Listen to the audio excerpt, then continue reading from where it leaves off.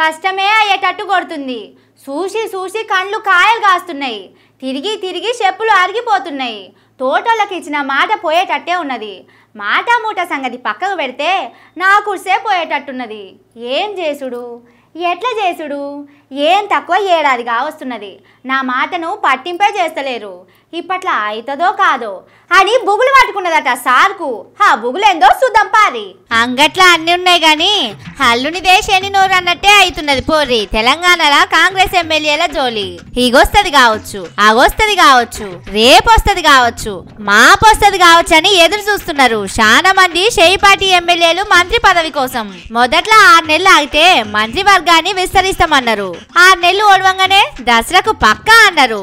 దసరా వాయే, దీపావళి వాయే, కార్తీక పున్నమి సుతం అయిపాయే. 2 రోజులైతే పీడ దినాలంటారు. అటెనక సంక్రాంతి. చూస్తుండగానే 5 ఏళ్ల పుణ్యకాలం కాస్త హరిమంటది కావచ్చునా అని టెన్షన్ పడుతున్నారు. మంత్రి సీటు మీద ఆశలు పెంచుకున్న 3 రంగుల నాయకులు. మంత్రివర్గాన్ని పెద్దగా చేస్తే గీళ్ళకు మంత్రి పదవి ఇద్దాముర్రి అని సీఎం రేవంత్ సారు ఒక లిస్టు పంపిండట ఢిల్లీ పెద్దలకు. ఇంకో దిక్కేమో ఒరిజినల్ కాంగ్రెస్ పార్టీ లీడర్లు సుతం ఇగో గీళ్ళనే మంత్రి సీట్ల కూసబెట్టాలని ఇంకొక లిస్టు పంపిర్రట. ఎప్పుడు చేస్తారు మంత్రివర్గ విస్తరణ అని రేవంత్ సారు కొత్త చెప్పులు కొనుక్కొని ఢిల్లీ చుట్టూ తిరిగినా హైకమాండ్ సప్పుడు చేస్తలేదట. ఇటు సారు పంపిన లిస్టు, అటు సీనియర్లు పంపిన లిస్టు సెట్ అయితలేనట్టున్నది. అట్లా పోతే కొన్ని దినాల సంధి సీఎం కుర్చీలోకెళ్లి రేవంత్ సారుని లేబట్టి ఇంకొకలను కూసబెడతారని సుతం అనుకుంటున్నారు.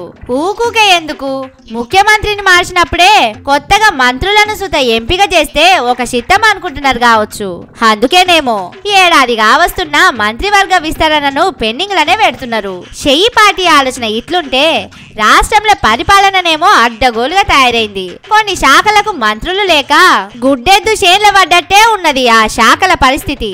జనాలేమో ఓ షేయిపాటి సార్లు మీ పంచాదేమన్నా ఉంటే తర్వాత తెంచుకుందరు గాని ముందుగాలనైతే మా మంత్రులను ఖరారు చేయండి అని అడుగుతున్నారు. ఎప్పుడు చేస్తారో చూడాలిగా.